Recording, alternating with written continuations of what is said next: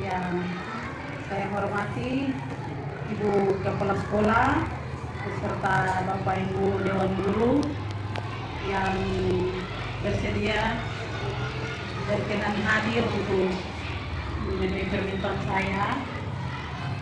Hari ini saya akan berbagi tentang budaya positif yang sebenarnya kita sama-sama sudah laksanakan. Saya sekedar mengingatkan dan pada saat saya melaksanakan diseminasi ini, kurang dan lebihnya saya mohon masukan untuk pemenuhan tugas saya. Sebelum saya memaparkan materi saya meminta Ibu Kepala Sekolah untuk membuka kegiatan kita pada siang hari ini. Kebersamaan kita walaupun bisa dalam kegiatan saling mendukung kegiatan dari sesama teman guru, terutama pada hari ini kebetulan Ibu Natalia akan melakukan praktek lain positif terkait dengan kegiatan diseminasi budaya positif itu dalam salah satu program guru penggerak, sehingga kita diminta beberapa waktu yang ada, mungkin ini pembukaan, tapi ada kesempatan-kesempatan yang nanti diminta oleh kita setiap guru kita terlibat. Kita sendiri sudah berhasil sebagai guru penggerak, dan ini sekarang kesempatan digunakannya. Kita, terutama saya sebagai pimpinan, saya mohon dukungan dari teman-teman guru semuanya, sehingga semua akan mengalami hal yang sama. Kita saling mendukung ketika kita juga pada waktunya nanti mendapat kesempatan, kita sudah tahu. Tetapi kita saling mendukung, memberikan masukan yang mungkin perlu kita kembangkan untuk tugas-tugas kita, perkembangan terutama di keseharian kita sebagai guru. Sehingga saya minta terutama budaya positif yang sudah kita lakukan, tetapi kita belum tahu kita akan seperti apa. Itu yang mungkin nanti diberikan kebetulan dari khusus guru yang sudah disiapkan, terutama saya juga memberikan kepada Ibu Natalia sebagai calon guru penggerak yang ada melaksanakan diseminasi di sekolah kami, terutama sebagai tanggung jawab utama yang akan dilaksanakan pada siang ini. Itu saja atas perhatian kita semua, saya mohon dukungan dan kerjasama sekalian. Terima kasih. Waktu saya kembalikan.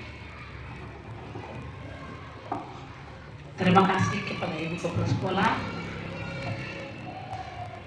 atas dukungan terhadap saya untuk menyampaikan diseminasi positif pada pagi hari ini. Ya, sebelum kita memulai kegiatan kita, saya mengundang Bapak Ibu untuk berdiri dulu. Kita ice breaking sebentar saja, lalu kita duduk lagi. Kita cari dua pasangan, masing-masing harus dengan pasangannya. Jadi nanti dengar komando saya. Jadi kalau saya bilang buka, berarti tangan dibuka. Yang di tengah begini saja, dibuka, buka, tutup, buka, tutup. Nanti kalau saya bilang tangkap, berarti tangkap. Yang di tengah harus siap.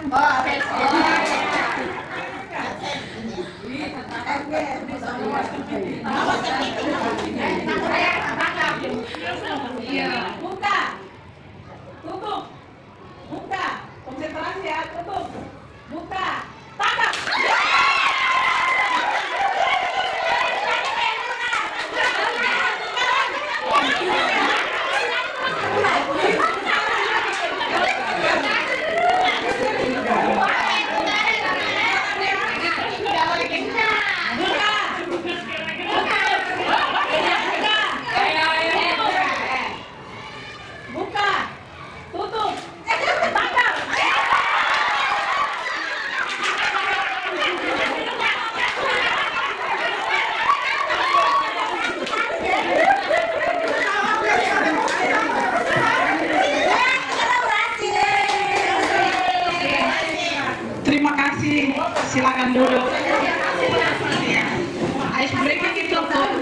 memancing konsentrasi supaya masih diam-diam bisa bersemangat.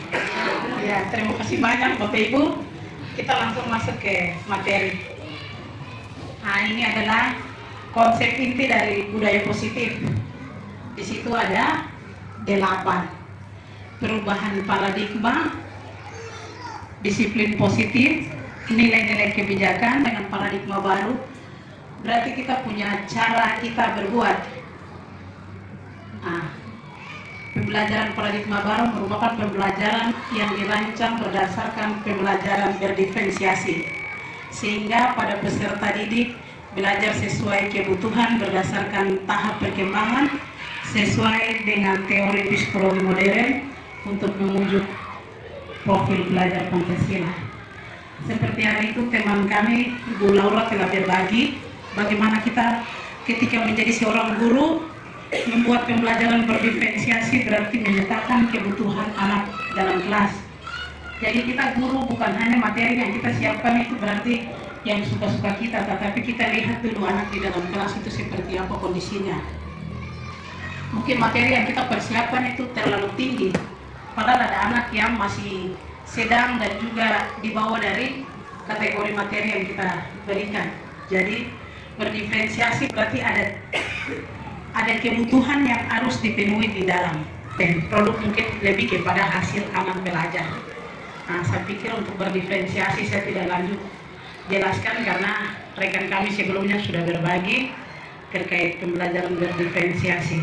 Jadi pembelajaran berdiferensiasi itu kita berikan lebih kepada 6 dimensi pada peserta didik kami, seperti yang kita biasa nyanyi bersama bahwa belajar Pancasila, beriman dan bertakwa pada Tuhan Yang Esa dan berakhlak mulia, berkebinekaan global, gotong royong mandiri, kreatif dan bernalar kritis. Ya, jadi pembelajaran yang kita siapkan untuk anak itu harus mencakup dengan mandiri ketika dia melakukan pembelajarannya, kemudian bernalar kritis, dia mampu mengeluarkan satu pemahaman baru atau dari materi yang kita ajarkan kepada anak, seperti begitu.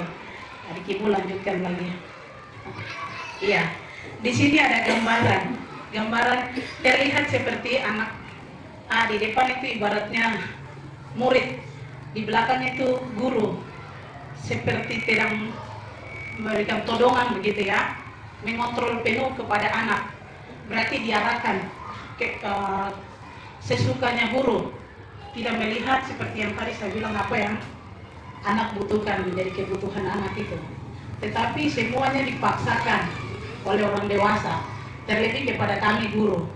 Jadi mungkin anaknya tidak bisa seperti begini, tapi kita mau anak harus ikut dengan kita. Kalau seperti begitu itu cara lama yang harus kita tinggalkan dan kita bawa dengan cara yang baru. Kita sebenarnya bukan lagi sebagai pengontrol, tapi lebih kepada kita ini penuntut saja.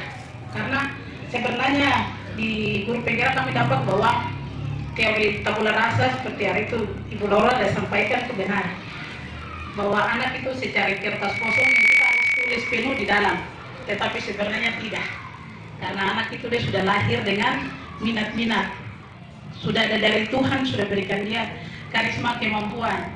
Dan juga kami di sini belajar bahwa ada anak yang kemampuannya cepat, ada juga yang lambat. Kenapa? Kita biasa lihat ada anak SD yang waktu SD kategorinya tidak bisa, tapi itu dia berkembang nanti di SMP, kemudian nanti dia berkembang di SMA. Padahal ketika dia berdiri di depan, kita sudah gariskan dia bahwa ini anak tidak bisa, itu tidak. Sekarang kita harus ubah, kita punya cara berpikir bahwa semua anak itu sebenarnya sama. Kita hanya perlu menuntun dia, kita memenuhi dia punya kebutuhan belajarnya seperti yang tadi saya sampaikan, berdiferensiasi.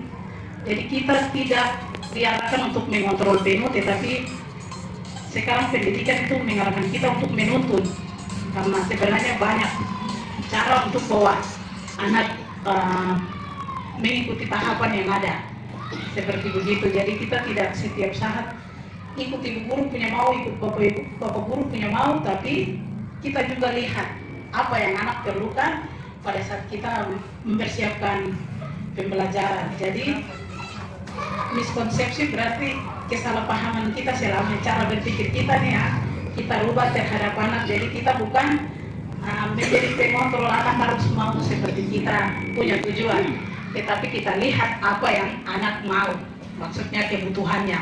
Jadi bukan berarti macam 32 anak atau 35 anak ibu kita harus siapkan metode ini 35, tidak. Kita petakan dia bahwa ada anak yang bisa, setengah bisa, dan sama sekali tidak bisa. Tanpa anak itu dia tahu, karena nanti anak teman-teman sendiri bilang aku masuk kelompok bodoh begitu, tidak. Tapi itu hanya untuk kita guru saja tahu, seperti begitu. Jadi kita tidak langsung kasih tahu bahwa ini kok bisa, yang itu tidak. Tapi kita hanya menjadi apa ya, satu pemahaman pribadi, kemudian kita menyiapkan sesuai dengan kebutuhan anak. Ya, Ibu lanjut. Ya, mengubah paradigma seperti yang tadi saya bilang, apa yang kita punya pemikiran seperti pengontrol begitu, mari kita rubah. Jadi kebutuhan kita bersama sebenarnya tidak. Kebutuhan itu sebenarnya berbeda-beda. Seperti tadi saya bilang, satu anak yang satu dengan yang lain itu sebenarnya berbeda. Kembar saja sebenarnya berbeda. Jadi kita biasa bilang bahwa kebutuhan itu sama, materi yang saya siapkan juga harus sama. Tidak. Sebenarnya tuh kalau di teori kontrol itu dia berbeda. Kemudian semua orang melihat hal yang sama. Padahal di teori kontrol setiap orang memiliki gambaran berbeda. Sekarang kalau saya sampaikan sesuatu, misalnya begini, Bapak Ibu, kita buat satu cerita atau satu tanggapan, tidak mungkin Bapak Ibu semua dengan saya punya tanggapan sama, pasti berbeda.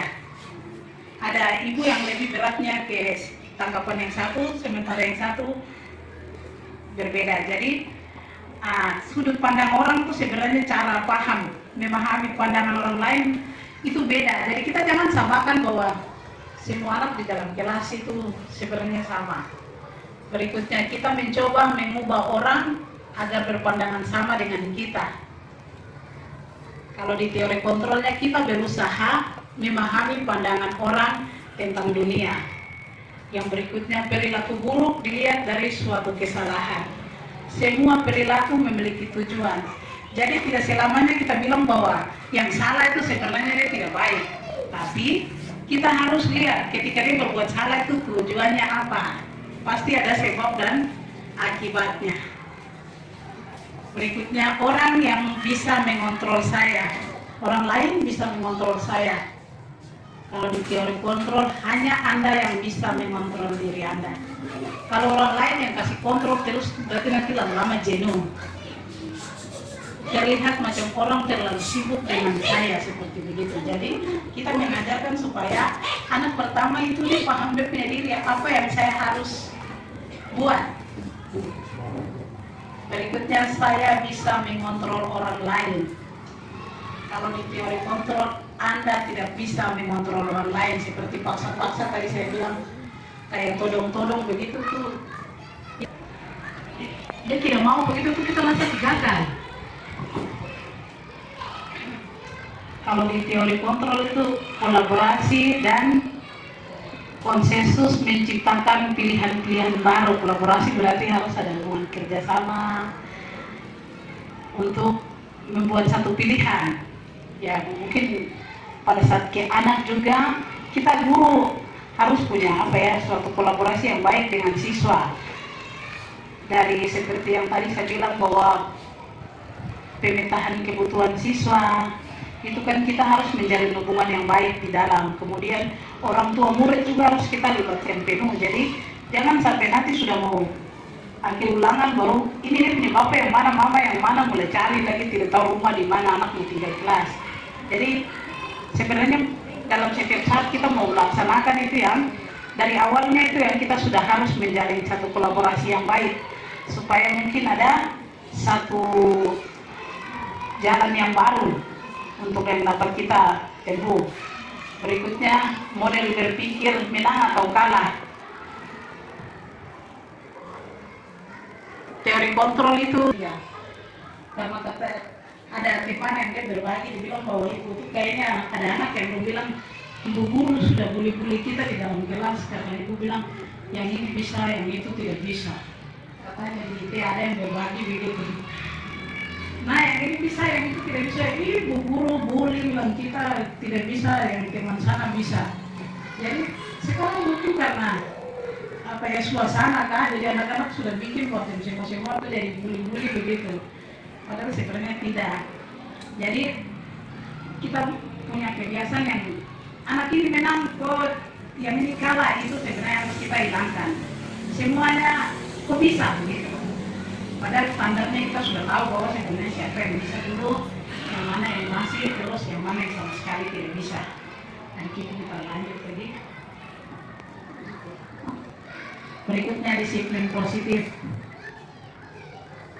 Disiplin positif saya tidak baca langsung ya, tetapi disiplin positif ini bagaimana cara-cara penerapan yang kita sudah lakukan untuk menemukan kesadaran serta memberdayakan peserta didik tanpa imbalan penghargaan, reward atau ancaman dan hukuman.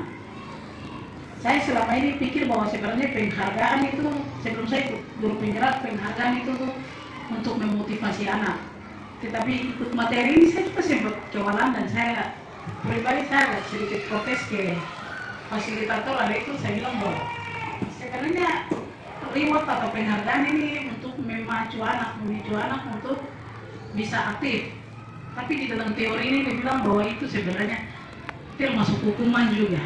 Karena ada anak yang merasa bahwa dia tertinggal, teman yang ini dia bisa. Saya sendiri juga bingung dengan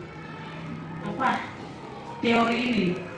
Bilang bahwa sebenarnya penghargaan itu sekarang jangan diberikan lagi. Nanti ada anak yang merasa tidak bisa, itu dia jadi pengunduran. Kemudian ada teman satu yang dia berbagi bahwa kebetulan dia sekarang Pak Guru di SMP 2. Dia bilang tuh SMP itu dia eja, SMK baru dia lancar membaca. Karena apa? Dia tidak suka dengan gurunya. Gurunya selalu kasih tunjuk bahwa dia itu tidak bisa, teman lain yang bisa. Akhirnya dia ketemu guru yang tepat itu di SMK. Pak gurunya membiarkan dia dengan cara mendekati, tapi di depan teman itu dia biarkan saja dengan memberikan pelajaran lanjut. Anak itu dia sudah rasa nyaman bahwa Pak guru ini macam tidak terlalu sibuk saya kayak di SMP dan SD. Coba baca dulu. Akhirnya teman Pak guru ini dia bilang dia tidak bisa.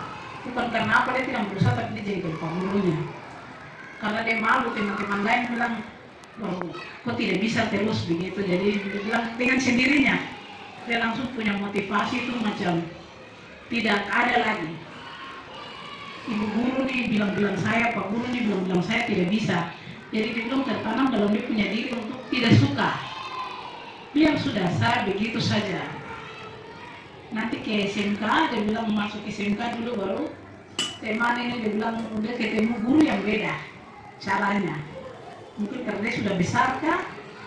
Hanya dia bilang dia punya pengalaman yang menurut dia baik, yang membuat dia sampai tahu baca itu di SMK. Karena gurunya tidak tindakan dia macam yang ini kok tidak tahu baca, kok duduk di sana. Yang ini kok tahu baca, Pak. Padahal gurunya tahu, cuman cara mendekatinya saja yang dia bedakan. Jadi seiring waktu berjalan, Pak guru bilang Pak guru tahu baca itu di SMK. Jadi mungkin di kelas kita jangan pisahkan bahwa yang tidak tahu baca kok duduk di sana, yang tahu baca kok duduk di sini. Itu juga tidak. Biar belajarnya jalan, nanti kita punya cara mendekati, atau mungkin kita sendiri teman kita belajar tambahkah, itu kembali ke Bapak Ibu guru punya kesediaan saja terhadap anak seperti begitu. Ya, Ibu lanjut. Ya, nilai-nilai kebijakan universal. Nilai-nilai kebijakan universal yang ingin dicapai oleh peserta didik Indonesia yang kita kenal dengan Wakil Pelajar Pancasila. Berarti maksudnya nilai-nilai yang sudah harus kita tanamkan kepada kita punya pribadi anak-anak itu 6 dimensi. Seperti yang tadi saya sampaikan, kita sudah bisa menyanyi bahwa beriman, bertakwa, mandiri, bernalar kritis itu kita bisa dapatkan ketika kita memberikan pembelajaran kepada siswa-siswi kita. Seperti begitu. Tadi Ibu lanjut. kebutuhan dasar manusia. Kebutuhan dasar manusia adalah segala sesuatu yang kita lakukan untuk mendapatkan apa yang kita inginkan. Seluruh tindakan yang kita lakukan memiliki tujuan tertentu. Dan semua usaha terbaik yang kita lakukan adalah dalam rangka agar kebutuhan dapat terpenuhi dengan baik. Bapak Ibu setuju juga tidak? Bahwa kebutuhan itu seperti begitu. Ini yang saya mau sampaikan. Kita biasa bilang bahwa ada anak yang cari perhatian, caper, gesit di dalam kelas. Padahal itu sebenarnya untuk memenuhi dia punya kebutuhan. Kebutuhan rasa ingin disayang. Anak ini paling nakal. Padahal sebenarnya itu dia cari kebutuhan. Dia memenuhi dia punya kebutuhan. Mungkin karena perlu kasih sayang di rumah kah, orang tua broken home dan sebagainya. Jadi dia buat begini untuk cari perhatian ibu guru, padahal sebenarnya tindakan yang dia buat itu kurang tepat. Tetapi itulah untuk memenuhi dia punya kebutuhan. Nanti kita lihat ada berapa saja kebutuhan manusia yang sebenarnya harus dipenuhi, kebutuhan dasar. Seperti kita lanjut. Ya, kebutuhan dasar manusia itu ada 5. Bertahan hidup itu ada makan, pakaian, tempat tinggal, keamanan, kesehatan. Tapi untuk bertahan hidup itu kita sudah mengerti. Kasih sayang, rasa diterima. Ini juga kebutuhan. Seperti tadi saya bilang, mungkin di rumah Bapak dengan Mama keadaan hidup tidak bagus, akhirnya dia tidak mendapatkan rasa kasih sayang dan diterima di rumah. Jadi dia lebih bawa dia punya perasaan itu ke sekolah sini, cari perhatian. Mungkin dia mau supaya ibu guru dengan teman-teman sayang dia, padahal tidak sadar dia punya perilaku itu sudah menyimpang, ganggu teman. Ada anak yang senang kalau ibu gurunya tegur terus, bukan dong nakal, tapi dong senang untuk diperhatikan. Kadang ada yang senang dengar guru punya kata-kata, mungkin di rumah kalau dia kurang perhatian. Jadi dia ke sekolah tuh dia mau ibu guru sibuk dengan dia saja, padahal tidak sadar dia sebenarnya sudah melanggar. Kita punya aturan atau keyakinan, kesepakatan kita ya. Kemudian kebutuhan dasar yang berikut, penguasaan, harga diri, keinginan untuk dianggap, memimpin prestasi dan diakui. Ini juga ada anak yang mau terdapat puji begitu, bahwa dia saja bisa di dalam, dia juga ingin untuk berprestasi. Itu berprestasi juga itu suatu kebutuhan, diakui dan didengar di dalam kelas. Seperti tadi saya bilang bahwa anak ini saja yang dia mau seperti begitu, teman lain tidak. Supaya kita ibu guru juga mungkin mengakui bahwa kau pintar. Jadi sebenarnya kalau ada anak yang bisa itu, kita bisa memberikan satu apresiasi yang luar biasa. Mungkin tepuk salut ketika anak menjawab. Ya, mari kita berikan tepuk tangan untuk teman. Ya, itu juga sebenarnya apa ya, memenuhi kebutuhan dasar daripada anak sebagai manusia. Kebebasan, kebutuhan dasar yang berikut, mandiri, memikirkan pilihan, mencoba hal baru, maupun mengendalikan arah dirinya. Memberikan pilihan misalnya macam tadi, kita jangan arahkan dia dengan kita yang kontrol semua, tidak.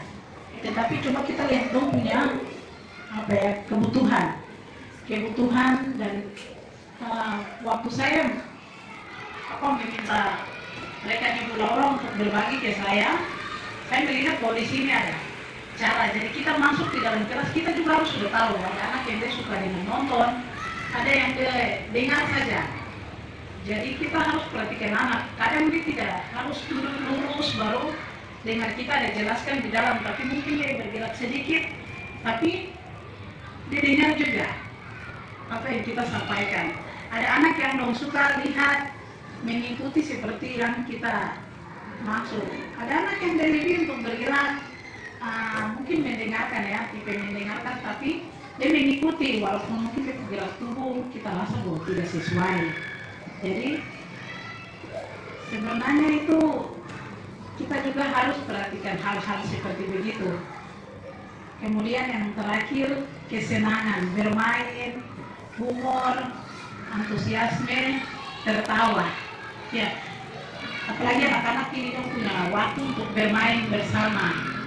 Jadi kita cuma mengarahkan bahwa bermain itu bermain yang positif, mungkin tidak seperti yang kita lihat biasa ini tusuk teman punya mata tapi permainannya sebenarnya aman untuk mereka bermain. Waktu bermain biarkan mereka bermain, tetapi waktu belajar kita akan dorong untuk belajar, karena sekarang sebenarnya tidak waktu untuk bermain terus waktu ganggu bicara dengan teman, kita hanya mengarahkan saja. Ya, kadang-kadang ada anak yang masih keluar kata, sebenarnya kita dengar itu kata kurang bagus, maki. Padahal sebenarnya kan waktunya untuk senang, bahasanya orang juga. Jadi kebutuhan dasar manusia itu salah satunya untuk kesenangan. Hanya cuman kita perlu menuntun mereka untuk kesenangan tetapi aman. Tidak buat orang lain seperti kata-kata bully kan, mungkin mati kan, menurut kita tuh kasar seperti begitu. Jadi kita guru aja bertugas mengarahkan mereka untuk yang baik seperti begitu. Ya, begitu. Motivasi perilaku manusia. Ya, intrinsik dan ekstrinsik berarti ada motivasi dari luar dengan dari dalam diri. Jadi untuk menghindari ketidaknyamanan itu termasuk di dalam prinsip itu berupa hukuman. Kemudian untuk mendapatkan imbalan atau penghargaan itu kan juga sudah termasuk dari luar, itu tidak ada pandang, itu sudah kategori motivasi prinsip motivasi dari luar, itu sudah bisa diambil kategori hukuman. Seperti tadi saya bilang bahwa penghargaan itu sudah masuk di dalam hukuman. Nanti karena ada anak lain yang sudah merasa bahwa sudah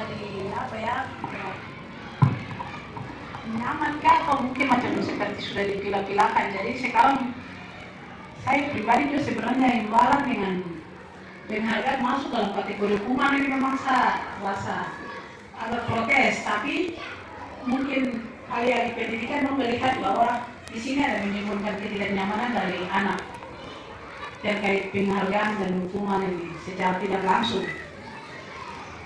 Ya, motivasi intrinsik berarti untuk menjadi orang yang mereka ingin dan menghargai diri dengan nilai-nilai yang mereka percaya. Jadi kita tanamkan suatu nilai-nilai yang anak-anak belum percaya. Mungkin lebih kepada kita punya nilai keyakinan kelas. Nilai keyakinan kelas yang kita buat bersama. Jadi itu nanti sebentar kita lihat sama-sama. Keyakinan kelas, Bapak Ibu juga saya percaya luar biasa. Sebenarnya waktu saya dari teman-teman TGP dong kaget karena saya punya keyakinan kelasnya sudah bawa di dalam tas. Dan bilang, Ibu, ini sudah Ibu punya contoh yang keyakinan kelas, Ibu sudah buat. Saya bilang di sekolah kami itu dari kelas 1 sampai kelas 6 itu sudah buat keyakinan kelas. Jadi bukan saya baru ikut materi ini baru saya mau buat, tapi itu saya punya contoh, saya sudah pakai. Tetapi ada teman-teman dari sekolah lain, minta maaf mungkin yang macam ibu kepala sekolah di sebelah dorong dong baru mau menyerahkan nanti terkait keyakinan kelas. Kalau di kita kami sini kan sudah luar biasa karena kita sekolah penggerak, kemudian ada kita punya lekan juga yang kita sebenarnya bisa minta banyak, dan saya juga sudah sampaikan bahwa ada kita punya kebiasaan bisa berbagi di sekolah. Jadi keyakinan kelas itu kami sudah buat lebih awal pada saat kami baru mau masuk di kelas baru.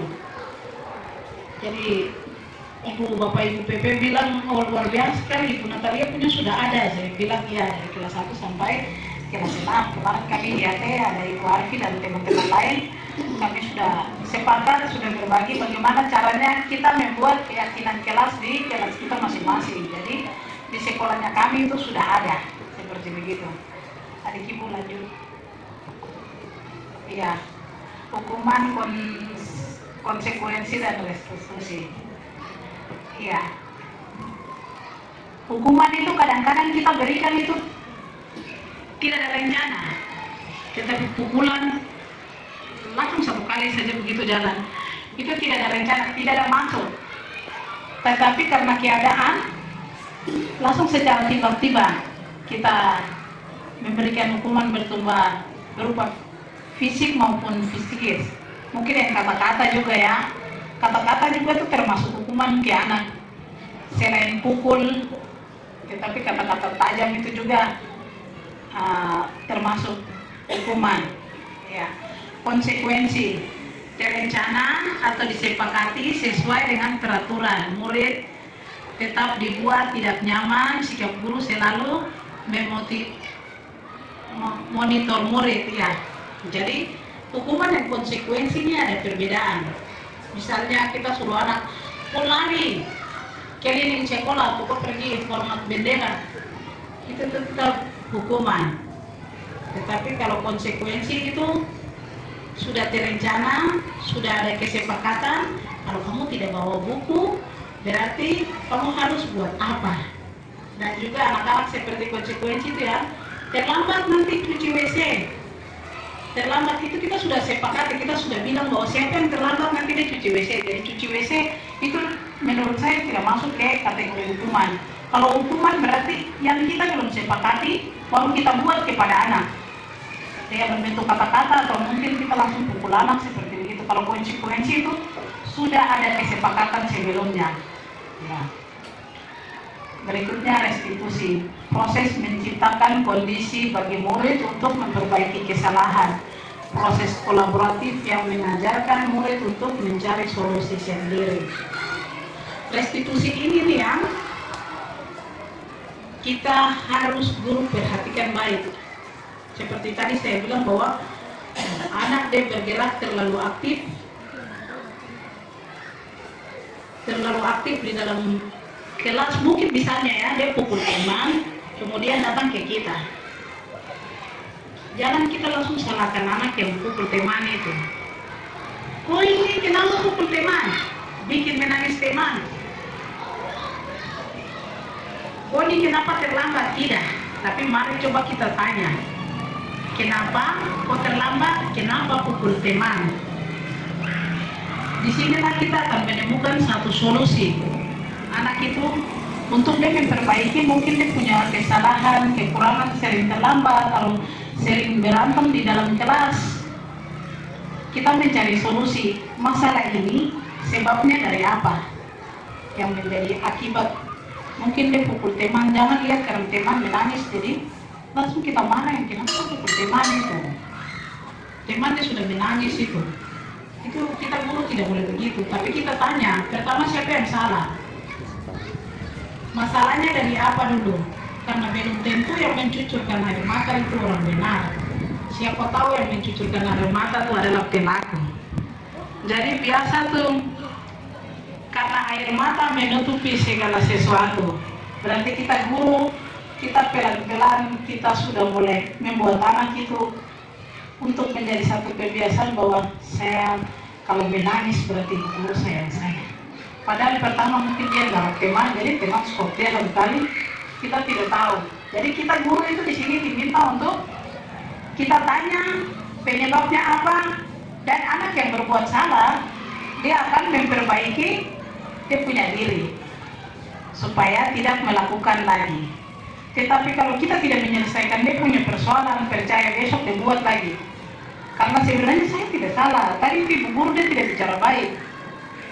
Padahal sebenarnya itu teman dia yang ganggu saya, itu akan tersimpan di dalam dia punya diri. Pergi ke ibu guru pikir hanya membela teman yang menangis. Sebenarnya ibu guru tidak tahu, tadi dia ganggu saya duluan. Jadi di sini restitusi itu sebenarnya kita memperbaiki kesalahan anak. Yang saya mau sampaikan, ini saya pengalaman kebetulan saya di guru punya anak. Bapak Ibu, anak yang pintar di dalam kelas itu percaya dia besar tidak saya guru untuk tegur. Tapi anak yang selalu salah nih, yang nanti dia lebih cinta guru daripada anak yang selalu ikut aturan. Karena dia rasa dia kebutuhan itu dia sendiri sudah terpenuhi, Bapak Ibu guru kamu tidak. Jadi saya pengalaman saya lihat yang paling nakal dan paling luar biasa itu yang dia akan lebih cepat angkat tangan ketika kita jalan. Mungkin Bapak Ibu juga punya pengalaman ada. Jadi menurut saya anak nakal itu betul sekali seperti tadi, dia memenuhi kebutuhan saja, kebutuhan untuk disayang dan sebagainya. Tapi kalau dia sudah pintar, dia tahu itu mau kasih dia pelajaran saja, karena dia sebenarnya sudah bisa. Jadi teori ini untuk yang ini saya memang setuju betul. bahwa anak yang kurang ini itu anak luar biasa nanti. Percaya di jalanan pasti lu angkat tangan lo berteriak itu anak yang kurang bagus itu sudah. Tapi kalau ini sudah legal, kamu kan cuma kasih materi dia sudah mengerti sebenarnya. Dan di sini dong bilang jangan kasih pisah anak yang sering buat salah dengan yang aman-aman saja. Karena yang aman-aman itu belum tentu anak baik. Begitu Bapak Ibu. Jadi untuk teori ini memang hari itu saya ikut, saya bilang fasilitator yang ini yang saya setuju. Kalau tadi penghargaan saya masih bimbang-bimbang seperti itu. Begitu lanjut, ya kita masuk di posisi kontrol. Ini yang kita tahu, kita semua sudah pelaku. Tetapi hari ini sama aja untuk kita sama-sama jadi manajer. Ya, penghukum itu seperti tadi itu sudah. Anak-anak itu sebenarnya itu sudah tahu. Dia punya bapak hukum apa begitu terus sudah mengerti ketika memang berhadapan persoalan. Jadi penghukum itu berarti yang saya dilayani. Padahal sebenarnya tidak. Dan itu penghukum semua itu hanya dilihat dari negatifnya saja. Tetapi tidak diselesaikan. Itu guru penghukum. Tapi sebenarnya tidak selamanya kita jadi penghukum. Ada situasi yang bahwa kita jadi posisi kontrol yang lain. Terus yang berikut, pembuat rasa bersalah misalnya begini anak-anak. Kalau ibu guru jalan itu kemudian ya, pas sekolah dilihat, pas sekolah dari apa? Itu kita buat rasa bersalah. Kita buat orang itu mau buat sesuatu karena takut orang lain. Begitu. Jadi nanti kamu begini, nanti kamu begitu. Kok ini kenapa begini? Jadi salahkan anak. Kok harus begini ya? Kok kenapa harus jadi macam begitu? Itu berarti kita guru yang pembuat rasa bersalah terhadap anak. Nanti anaknya membuat sesuatu tuh hanya karena dia takut salah. Karena dia sudah dikasih salahnya sudah duluan. Jadi tidak ada motivasi diri untuk jadi baik begitu.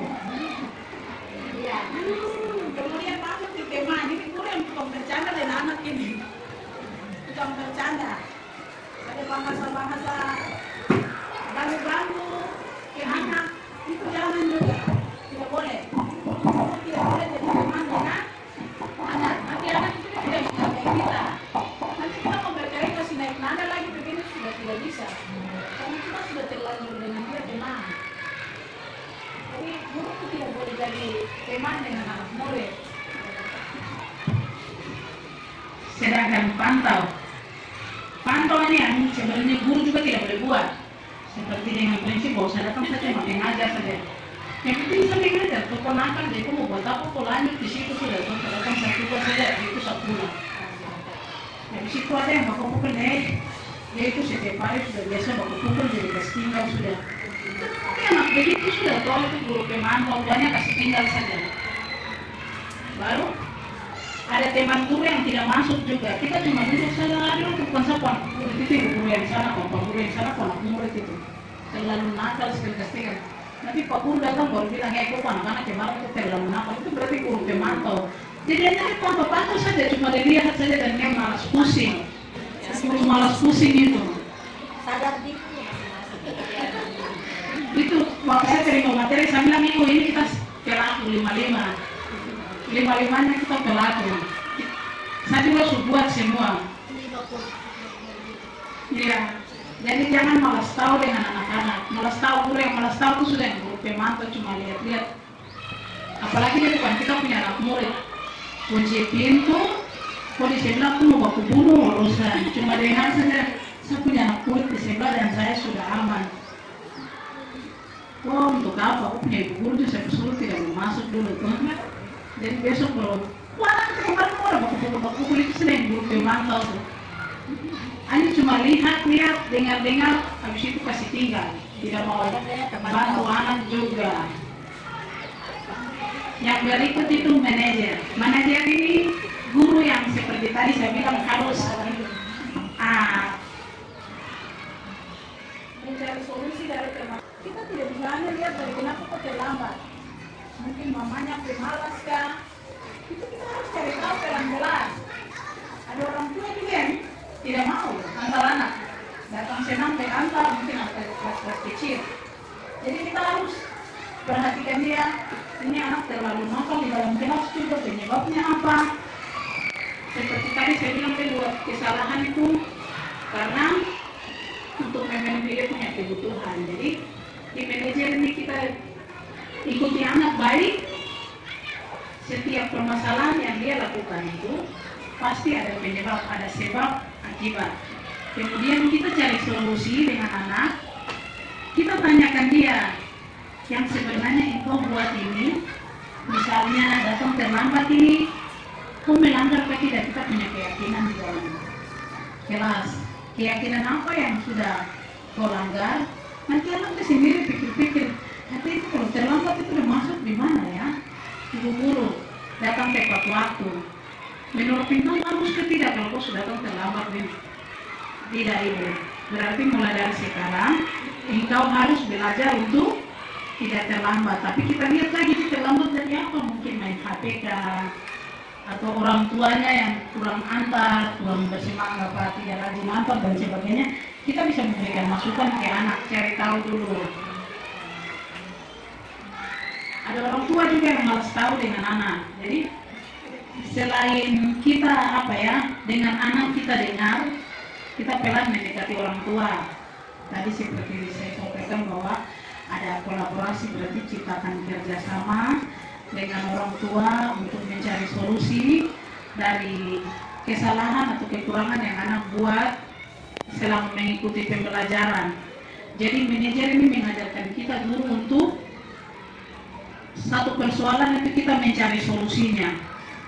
Jadi tidak seperti yang tadi saya bilang bahwa anak salah itu kita lihat itu anak yang salah itu dipukul, anak yang menangis itu benar. Itu berarti itu kita bukan guru yang manajer, posisi kontrol manajer, karena kita belum tanya penyebabnya, kemudian kita belum maksudnya validasi kesalahannya.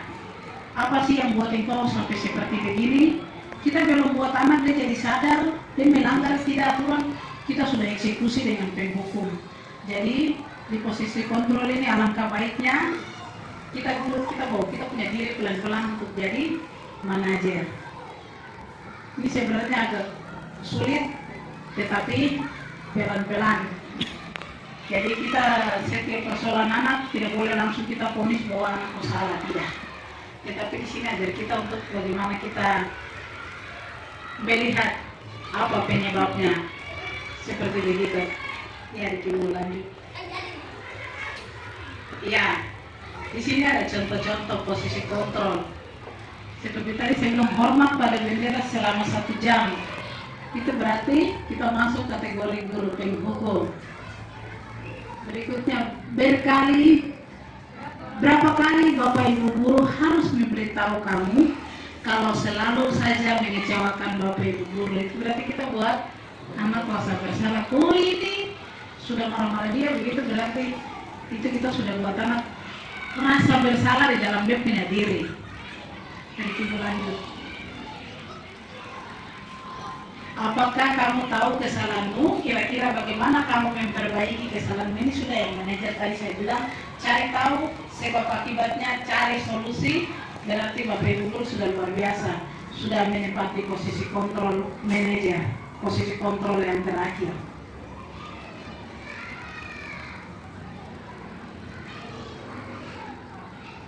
Saya kecewa sekali dengan kamu. Menurut Bapak Ibu nih, dia masuk di kontrol mana ini? Iya, merasa bersalah karena kita salahkan anak dia. Iya, jadi ini masuk di posisi kontrol pembuat merasa bersalah. Lanjut dari kiri. Kamu tidak pernah benar melakukannya. Menurut Bapak Ibu, masih sama saja seperti tadi, membuat anak merasa bersalah. Jadi sebenarnya bukan membuat anak merasa bersalah, tapi kita sudah bangga bahwa anak ini sudah dengar baik, nanti besok karena kita jadi dia tidak membuat lagi. Itu juga tidak, itu terus kita masuk di kategori tidak tepat. Kita sudah bikin takut anak dia. Berikutnya, kamu apa rencanamu untuk menyelesaikan masalah ini?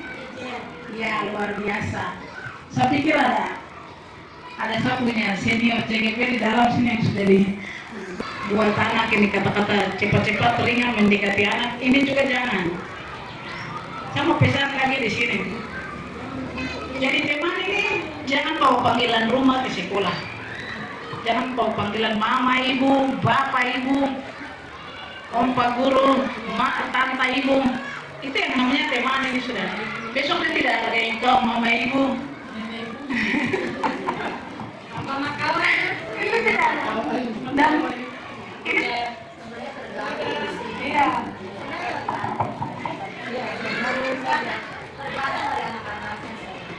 ya ada anak yang rasa bahwa apa tapi ada anak yang menanggapi itu anggap remeh begitu jadi anak benar itu bisa jadi dua ya kembali ke anaknya saja Kembali ke anak dan juga ya kalau mananya merasa dipanggil begitu baru habis kita mau mengambil jadi ya itu tadi ya tapi kalau yang sering bawaan sebagai guru otomatis kita akan sudah panggil itu menjadi ya itu bisa aja juga panggilan saja sudah sebutan saja sudah mempengaruhi anak dan gurunya ada kan guru yang tidak mau dipanggil namanya tuh kalau saya dipanggil izin kalau mau saya panggil saya deh kenapa ada anak boleh panggil izin minta izin ada yang guru yang bilang dia boleh panggil nama sebenarnya itu tidak salah kalau mereka bilang panggil izin iya kembali deh cuma panggil ibu tidak tahu ibu siapa ibu siapa ibu karena ya ini biasanya dengan ibu jadi masalahnya ibu siapa harus siapa ya ibu iya supaya statusnya juga bukan semua ibu iya itu baru yang berusaha apa ibu biasanya cuma izin sama depan bahkan dia bisa nama dari ya benar yang penting dia ada dalam kata dia tidak terdengar ada ibu sangat kata ibu apa ya benar ibu jadi sekarang kembali kita sendiri yang menyesalkan kita punya diri apa saja itu ya kita sendiri yang merasa nyaman ketika dipanggil begitu menurut ibu bapak itu tidak apa-apa karena ibu punya nama sudah apa saja ya kalau ada juga yang merasa bahwa tidak perlu panggil ibu punya nama bilang ibu saja berarti tiap ibu rasa nyaman juga untuk diri jadi kita tidak bisa gabungkan persepsi orang karena nyaman dan tidak nyaman kembali ke pribadi bapak ibu ya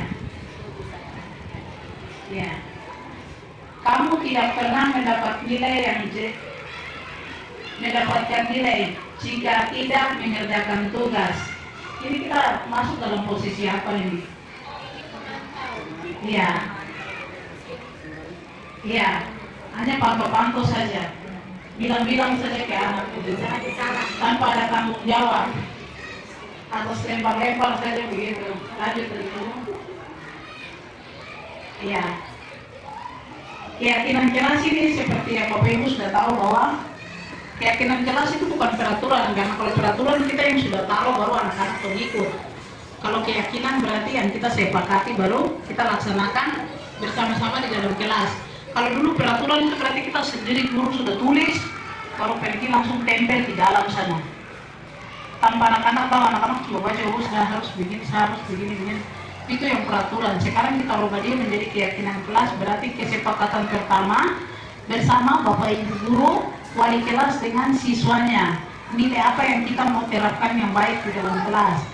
Anak-anak kita harus buat keyakinan kelas pertama. Kalau untuk kelas tenang itu kita harus datang bagaimana, kelas bersih bagaimana. Anak-anak sendiri dengan sendirinya dong akan menjawab bahwa Ibu guru mungkin kita harus datang tepat waktu supaya tidak terlambat, seperti yang Bapak Ibu sudah bikin keyakinan kelas masing-masing. Jadi keyakinan itu untuk melanggarnya itu agak kurang, tetapi kalau peraturan itu karena bukan mereka yang buat jadi paling banyak untuk dilanggar. Tapi kalau keyakinan itu perlu punya kesadaran sendiri dengan Bapak Ibu guru di dalam punya kesepakatan bersama, jadi bukan Ibu guru yang bilang datang tepat waktu, tidak. Kalau anak-anak mau disiplin itu berarti bagaimana semua orang sudah tahu bahwa datang itu tepat waktu. Tapi untuk keyakinan kelas saya pikir semua kita sudah pakai di kelas masing-masing. Ya.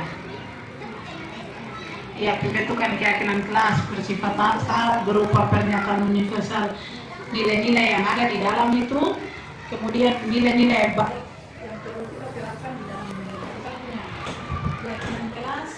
Keyakinan kelas itu tidak perlu banyak sekali. Dia punya kata-kata itu harus pendek dan mudah diingat supaya mudah juga dilaksanakan sesuai dengan kondisi kita punya kelas sendiri di dalam itu yang perlu kita terapkan di dalam kelas. Keyakinan kelas itu melibatkan keluarga, sekolah. Kalau keluarga sekolah berarti semua yang ada di sekolah. Keluarga kelas berarti keyakinan keluarga sekolah itu keyakinan sekolah. Jadi ini proses waktu kita harus berpakaian dengan bersikap peraturan sekolah menjadi keyakinan sekolah ya. Ini awal orang sesuatu ya. Memang simpan supaya kita sepakat bahwa kita rombak peraturan sekolah dari keyakinan sekolah. Karena kalau di kelas sudah ada keyakinan, maka sekolah belum ada keyakinan. Berarti dua-duanya harus ada karena melibatkan semua. Berarti warga sekolah dari satpam, ibu Hendy dan kita semua ini harus punya keyakinan yang sama dan kita punya anak-anak di dalam sekolah ini. Karena di kelas kita sudah buat dari satu hari, ini Ibu Aki dan teman-teman, Ibu Laura dan semuanya kita duduk bersama dengan kelas sekolah bahwa kita buat keyakinan sekolah. Karena kita sudah bikin keyakinan kelas, masa kita belum ada keyakinan sekolah. Seperti begitu. Ya, segitiga restitusi ini yang tadi saya sudah bicara seperti itu. Nah, validasi kesalahan, menanyakan keyakinan, seperti yang tadi saya sudah jelaskan, jadi harus masuk double saja. Jadi, nah ini sudah ya, anak salah itu berarti kita harus perhatikan dia punya sebab kesalahan, kemudian kita tanya dia, ini kau melanggar keyakinan apa, begitu.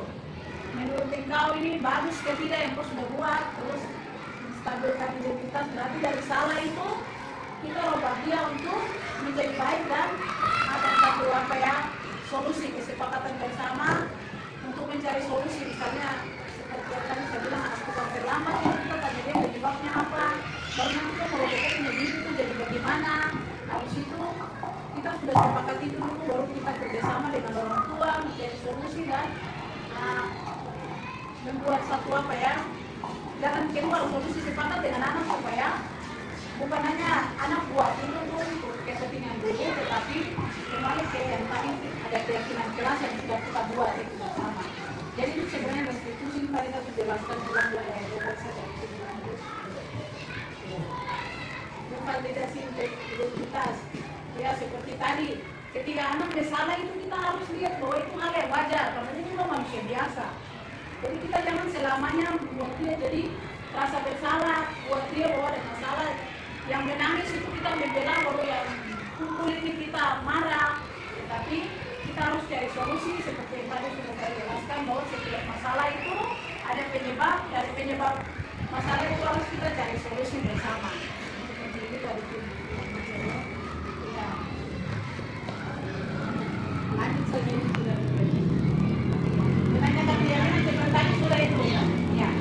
Ya, sampai di sini kita punya kegiatan. Terima kasih banyak Bapak Ibu yang luar biasa, dengan begitu semangat, dan saya merasa bahwa Bapak Ibu sangat menghargai saya ketika saya berbagi.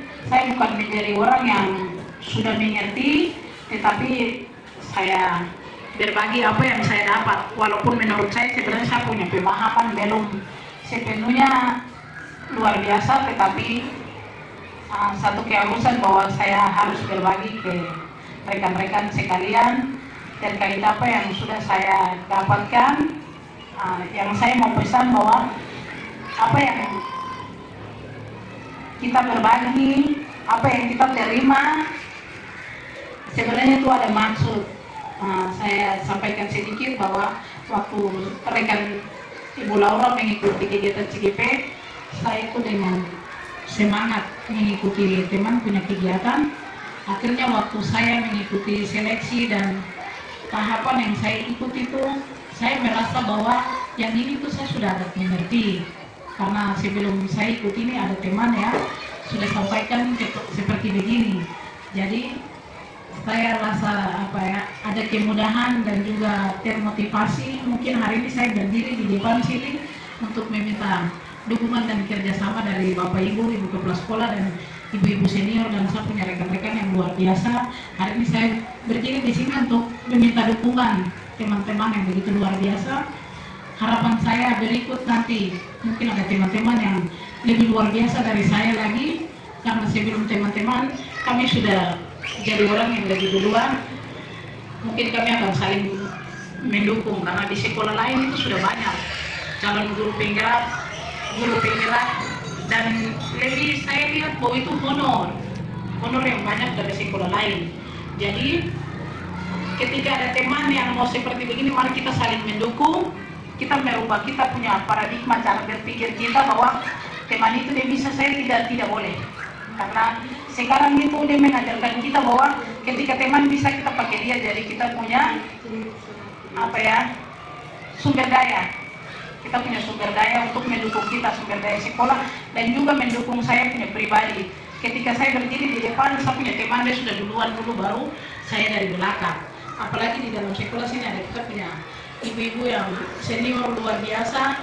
Mungkin kita bisa bertanya dan juga berbagi. Itu yang saya mau sampaikan sebagai motivasi. Jadi saya berdiri di sini bukan sebagai orang yang mampu. Saya memiliki banyak kekurangan, tetapi saya merasa bahwa teman-teman luar biasa hari ini percayakan saya, dan dari tatapan mata dan dari cara pandang saya melihat bahwa teman-teman semua terima kasih luar biasa untuk saya hari ini. Dukung saya spesial dari guru penggerak. Kemudian nanti saya ketemu teman-teman lagi yang adik-adik untuk jadi guru penggerak nanti. Terima kasih dan selamat siang.